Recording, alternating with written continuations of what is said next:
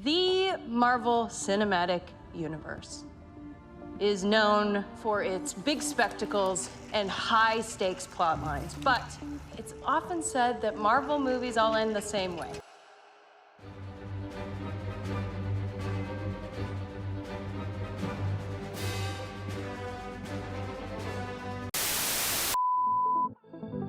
And that's exactly how and why we fell in love with them.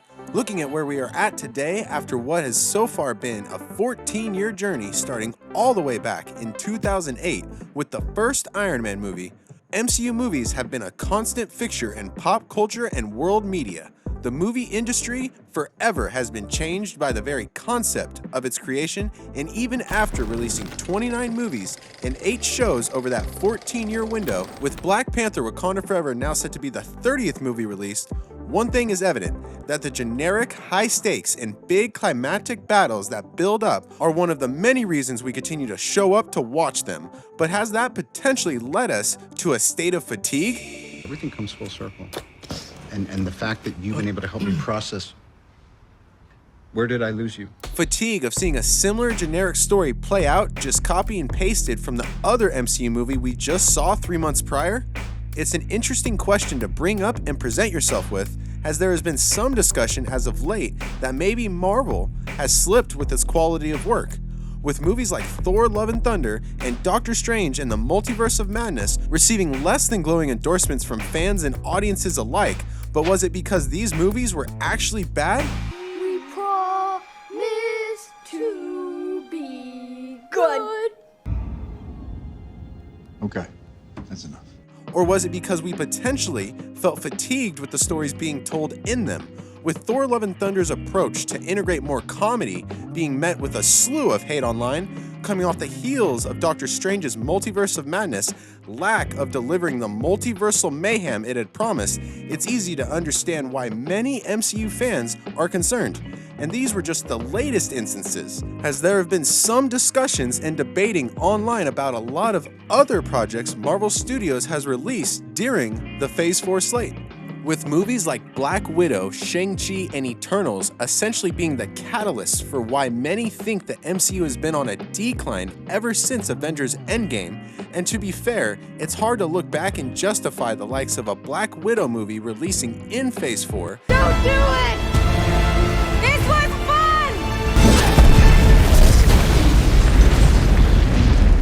fun! Given the story would be taking place technically during the events of Phase 3.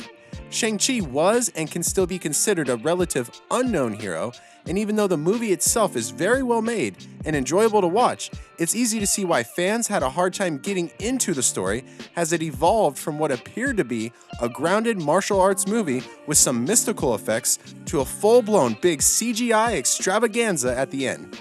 And the Eternals was meant to be something way different than Marvel had ever done, but it worked in that way for all the wrong reasons for them, as it currently sits as the lowest rated MCU project by critics all time. Now sure, after many years of doing this, the MCU was sure to drop the ball a couple times.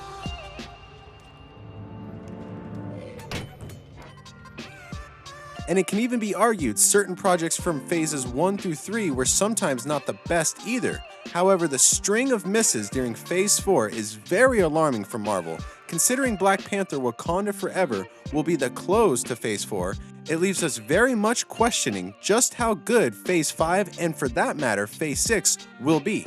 It is important to note that with Phase 4 came the official debut of the MCU Disney Plus shows, which have offered us some of the best MCU content we've gotten, as well as some of the absolute worst. You're welcome. From the debut of characters like Kate Bishop in Hawkeye and Mark Spector in Moon Knight, to some of the more memorable scenes like when Loki and Sylvie confront He Who Remains, or when Wanda defeats Agatha. However, looking at every MCU Disney Plus show so far, it's disheartening to say a lot more disappointment has come from them than actual enjoyment. They never really capture that MCU movie spirit in the shows, and the more recent outings they've offered with the Ms. Marvel series and She-Hulk Attorney at Law series completely miss the mark, and truly don't feel like that old MCU we all grew up loving. In fact, She-Hulk took it a step farther and proceeded to nerf Hulk even more than how much he was nerfed in the previous Avenger movies. You mind? Oh, yeah. Thanks. Say green. Green. Green. Did you get that? And they also brought Emil Blonsky's Abomination character back after being out of action for 14 years, with the exception of that brief cameo in the Shang-Chi movie. But what do they do with this awesome opportunity to really dive in and show us more of a deeper history with this character who has been essentially MIA for 14 years? They inform us that he's reformed, looking to be a guest speaker when he gets out of prison, and he writes great haiku poems. Yeah, no, seriously, watch the Incredible Hulk movie from 2008 to see the Abomination in that, and then immediately watch him in She-Hulk after and tell us how anyone is supposed to believe that that is the same monster we were waiting to see back on the big screen for all these years. Sure, we will most likely get Abomination on the Thunderbolts, but if it's going to be this new, non-violent, guest-speaking Abomination, do we even want him on the team? Do you have all your things? Yeah. What's the guest policy at Carbotage? It's Shared fridge? kind of all one with everything, fam. What about Wi-Fi? Wi-Fi.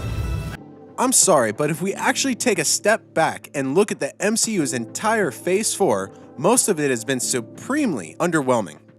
When really trying to understand why, it helps to reflect on what exactly made Phases 1 through 3 so enjoyable, or were they actually that enjoyable? Or were we just fixated on the formula that worked?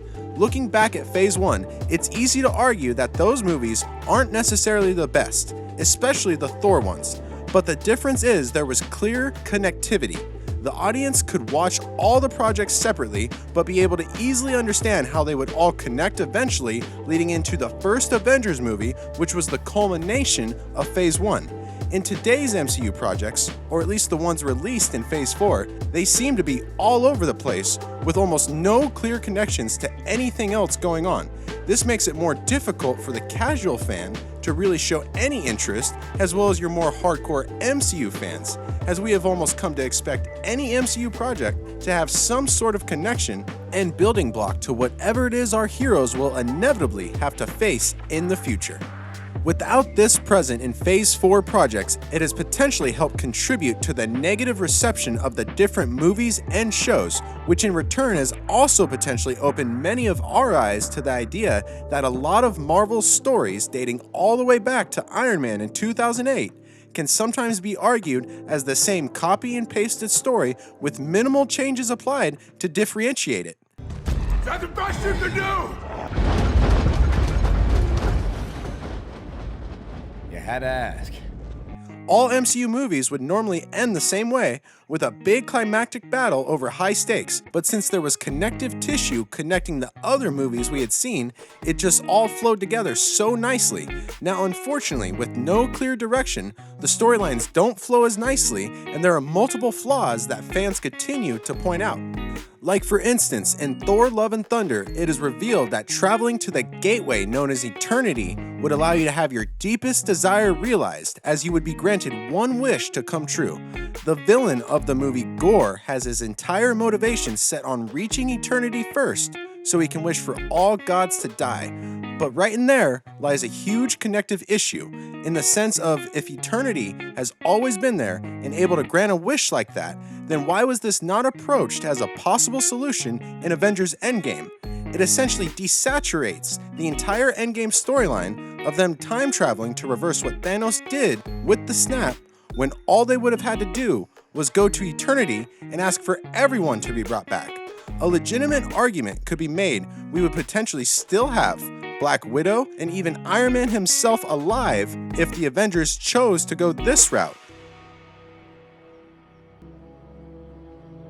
However, the fact that it is now presented and written in the way it is devalues the impact of stories that came before, thus hurting the overall mystique of the MCU. Now sure, Marvel Studios did reveal their entire upcoming Phase 5 lineup along with a few projects for Phase 6 at San Diego Comic-Con, reassuring fans that there is indeed a plan in place and that all the projects slated to release will indeed lead to 2 more huge Avenger movies in the form of Avengers: The Kang Dynasty and Avengers: Secret Wars.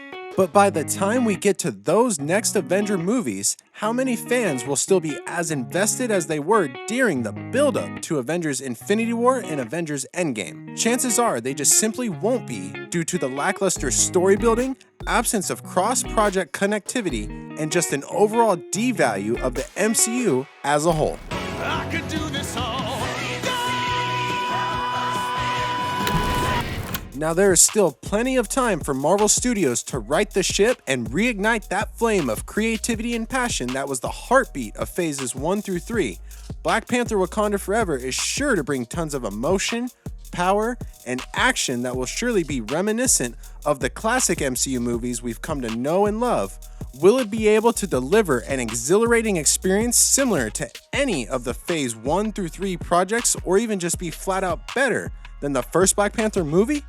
We will learn soon, but hopefully it's the start of the MCU shifting back into making quality, grade A entertainment. How have you felt about the MCU lately? Do you think they have fallen off? Or do you think Black Panther Wakanda Forever will help get them back on track? Whatever your thoughts and opinions are, let us know down below in the comments. With Black Panther Wakanda Forever set to close Phase 4 and Ant-Man and the Wasp Quantumania set to open Phase 5 in February 2023, there is a ton riding on these movies to be successful and enjoyable for fans and audiences everywhere. These upcoming projects are sure to be a defining moment in the history of the MCU.